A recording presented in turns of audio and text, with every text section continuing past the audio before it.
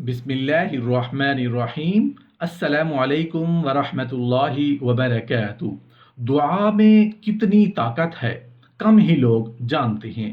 دعا کی فضیلت: جب کوئی انسان یہ کہتا ہے کہ میں دعا تو کر رہا ہوں لیکن میری دعا قبول ہونے میں نہیں آ رہی، جانتے ہو اس کے جواب میں اللہ ایسے انسان کو کیا جواب دیتا ہے؟ خود ہی غور سے کان لگا کر سن لیں۔ جو مصیبت آ چکی یا آنے والی ہے، ان دونوں مصیبتوں کو دور کروانا چاہتے ہو تو دعا کیا کرو۔ ایک حدیث ہے جس کا مفہوم کچھ اس طرح ہے کہ رسول اللہ صلی اللہ علیہ وآلہ وسلم نے فرمایا، آسمان سے جب کوئی بلا، کوئی مصیبت، کوئی بیماری جب نازل ہوتی ہے تو انسان دعا کرتا ہے، تو دعا آسمان پر چڑھتی ہے تو قیامت کے دن تک یہ درمیان میں ہی آپس میں گتھم گتھا رہتے ہیں۔ دعا اس مصیبت اور بیماری اور بلاؤں کو زمین پہ آنے ہی نہیں دیتی۔ ایک حدیث میں حضرت نعمان بن بشیر رضی اللہ عنہ روایت کرتے ہیں کہ رسول اللہ صلی اللہ علیہ وآلہ وسلم نے فرمایا، دعا عین عبادت ہے۔ اس کے بعد آپ نے سند کے طور پر یہ آیت پڑھی، ترجمہ آپ کے ساتھ شیئر کر رہا ہوں، یعنی جہنم تمہارے رب کا فرمان ہے کہ مجھ سے دعا کرو اور مانگو، میں قبول کروں گا اور تم کو دوں گا۔ جو لوگ میری عبادت سے متکبرانہ روگردانی کریں گے ان کو ذلیل و خوار ہو کر جہنم میں جانا ہوگا۔ حضور صلی اللہ علیہ وآلہ وسلم کے اس ارشاد کا منشا یہ ہے کہ کوئی یہ خیال نہ کرے کہ بندے جس طرح اپنی ضرورتوں اور حاجتوں کے لیے دوسری محنتیں اور کوشش کرتے ہیں، اسی طرح کی ایک کوشش دعا بھی ہے، جو اگر قبول ہو گئی تو بندہ کامیاب ہو گیا اور اس کو کوشش کا پھل مل گیا، اور اگر قبول نہ ہوئی تو وہ کوشش بھی رائے گاں گئی۔ بلکہ دعا کی ایک مخصوص نوعیت ہے، وہ یہ ہے کہ مقصد کو پانے کا ذریعہ ہونے کے علاوہ خود دعا ایک عبادت ہے اور عین عبادت ہے۔ پہلو سے وہ بندے کا ایک مقدس عمل ہے جس کا پھل اس کو آخرت میں ضرور ملے گا۔ اس قرآنی آیت سے یہ بات صراحت سے معلوم ہوتی ہے کہ اللہ تعالیٰ کے نزدیک دعا عین عبادت ہے۔ اسی طرح جامع ترمذی کی حدیث میں حضرت ابو ہریرہ رضی اللہ عنہ روایت کرتے ہیں کہ رسول اللہ صلی اللہ علیہ وآلہ وسلم نے فرمایا کہ یہاں کوئی چیز اور کوئی عمل دعا سے زیادہ عزیز نہیں۔ رسول اللہ صلی اللہ علیہ وآلہ وسلم نے فرمایا، دعا سے بڑھ کر کوئی چیز عزت والی نہیں۔ اللہ کے ہاں یہ کتنی عزت والی ہے؟ رسول اکرم صلی اللہ علیہ وآلہ وسلم کا فرمان ہے، کسی شخص کی یہ تمنا بن جائے کہ میری عمر لمبی ہو جائے، بابرکت ہو جائے، میری عمر سن آور بن جائے تاکہ تھوڑی زندگی میں زیادہ اچھے کام کر سکوں، اس کا سب سے آسان طریقہ یہ ہے کہ وہ ہر وقت سوچ نیکی کی بنائے، بات نیکی کی کریں اور اس کے قدم اٹھیں تو خیر اور نیکی اور بھلائی کی طرف اٹھیں۔ ساتھ ہی فرمایا، تقدیر جو اللہ نے لکھ دی ہے تو یہ دعا اس تقدیر کو بدل سکتی ہے، اللہ کے فیصلوں کو بھی تبدیل کرواتی ہے۔ تو دعا اس قدر یہ عظیم چیز ہے، اس قدر یہ اللہ کے ہاں عزت والی ہے۔ محترم ناظرین، رات کی تنہائیوں میں اللہ سے اٹھ کے دعا مانگنے کا معمول بنائیں۔ اس دعا کی اگر عادت پڑ گئی تو بیڑا پار ہے، کیونکہ اللہ کے سامنے گڑ گڑانا، اپنے آپ کو کمزور اور محتاج ظاہر کرنا اللہ کو بے حد پسند ہے۔ پھر رو رو کر مانگی گئی دعا اللہ ضرور قبول فرماتا ہے۔ ایک حدیث ہے جس کا مفہوم کچھ اس طرح ہے کہ رسول اللہ صلی اللہ علیہ وآلہ وسلم نے فرمایا، اللہ اپنے بندے کی دعا اس وقت تک قبول کرتے ہیں جب تک کہ وہ مانگتے مانگتے تھک نہیں جاتا۔ اور تھکنے کا کیا مطلب ہے؟ یعنی وہ یوں نہیں کہتا کہ میں مانگ رہا ہوں اور قبول نہیں ہو رہی۔ جب یہ کہتا ہے کہ پھر دعائیں قبول ہونا بند ہو جاتی ہیں۔ دعائیں جتنی بھی ہم اللہ سے مانگتے ہیں وہ ساری کی ساری قبول ہو رہی ہوتی ہیں، لیکن ہمیں نظر نہیں آ رہی ہوتی۔ نظر آ رہی ہوتی، مثال کے طور پر آپ اپنے بیٹے کی شفا کے لیے دعا مانگ رہے ہیں، اللہ اس بچے کو ٹھیک کر دے، اے اللہ اس بچے کو ٹھیک کر دے، بچہ ٹھیک نہیں ہو رہا۔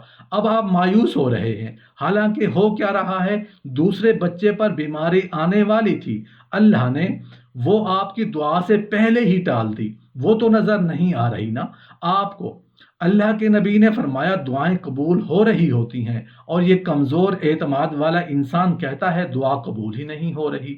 جب یہ کہتا ہے نہیں ہو رہی تو اللہ کہتا ہے جاؤ، تم کہہ رہے تھے کہ نہ کہ نہیں ہو رہی، جاؤ جب تمہارا میرے بارے میں یہ خیال ہے کہ میں قبول نہیں کرتا تو پھر میں قبول ہی نہیں کروں گا۔ جب یہ معلوم ہو چکا کہ دعا عبادت کا مغز اور جوہر ہے اور عبادت ہی انسان کی تخلیق کا اصل مقصد ہے، تو یہ بات خود بخود متعین ہو گئی کہ انسانوں کے اعمال و احوال میں دعا ہی سب سے زیادہ محترم اور قیمتی ہے، اور اللہ تعالیٰ کی رحمت و عنایت کو کھینچنے کی سب سے زیادہ طاقت اسی میں ہے۔ اسی طرح ترمذی کی ایک حدیث میں حضرت ابو ہریرہ رضی اللہ عنہ سے روایت ہے کہ رسول اللہ صلی اللہ علیہ وآلہ وسلم نے فرمایا، جو اللہ سے نہ مانگے اس پر اللہ تعالیٰ ناراض ہوتا ہے۔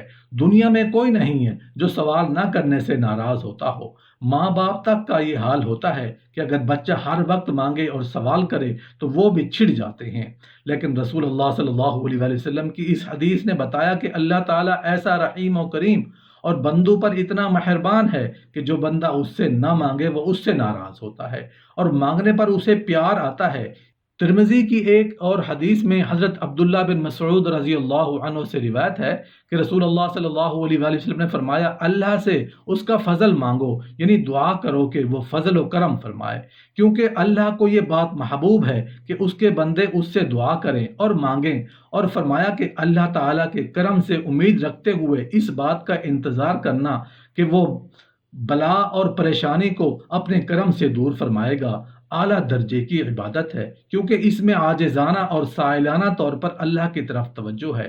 اسی طرح ترمذی کی ایک حدیث میں حضرت سلمان فارسی رضی اللہ عنہ سے روایت ہے کہ رسول اللہ صلی اللہ علیہ وآلہ وسلم نے فرمایا، تمہارے پروردگار میں بدرجہ غایت حیا اور کرم کی صفت ہے، جب بندہ اس کے آگے مانگنے کے لیے ہاتھ پھیلاتا ہے تو اس کو شرم آتی ہے کہ ان کو خالی واپس کر دے، کچھ نہ کچھ عطا فرمانے کا فیصلہ ضرور فرماتا ہے۔ اسی طرح حضرت جابر رضی اللہ عنہ سے روایت ہے کہ رسول اللہ صلی اللہ علیہ وآلہ وسلم نے فرمایا، کیا میں تمہیں وہ عمل بتاؤں جو تمہارے دشمنوں سے تمہارا بچاؤ کرے، تمہیں بھرپور روزی دلائے؟ وہ یہ ہے کہ اپنے اللہ سے دعا کیا کرو رات میں اور دن میں، کیونکہ دعا مومن کا خاص ہتھیار یعنی اس کی خاص طاقت ہے۔ دعا دراصل وہی ہے جو دل کی گہرائی سے اور اس یقین کی بنیاد پر ہو کہ زمین و آسمان کے سارے خزانے صرف اللہ تعالیٰ کے قبضے اور اختیار میں ہیں، اور وہ اپنے در کے سائلوں مانگنے والوں کو ضرور عطا فرماتا ہے، اور مجھے جب بھی ملے گا، جب وہ عطا فرمائے گا، اس کے در کے سوا میں کہیں نہیں پا سکتا۔ اس یقین اور اپنی سخت محتاجی اور کامل بے بسی کے احساس بندے سے کہ دل میں جو خاص کیفیت پیدا ہوتی ہے، جس کو قرآن مجید میں اضطرار سے تعبیر کیا گیا ہے، وہ دعا کی روح ہے۔ اور یہ واقعہ ہے کہ کوئی بندہ جب اس اندرونی کیفیت کے ساتھ کسی دشمن کے حملے سے یا کسی دوسری بلا اور آفت سے بچاؤ کے لیے وسعت رزق یا اس قسم کی کسی دوسری عام و خاص حاجت کے لیے اللہ سے دعا کرے تو اس کریم کا عام دستور ہے کہ وہ دعا قبول فرماتا ہے۔ اس لیے بلا شبہ دعا ان بندوں کا بہت بڑا ہتھیار ہے جن کو ایمان و یقین کی دولت اور دعا کی روح اور حقیقت نصیب ہو۔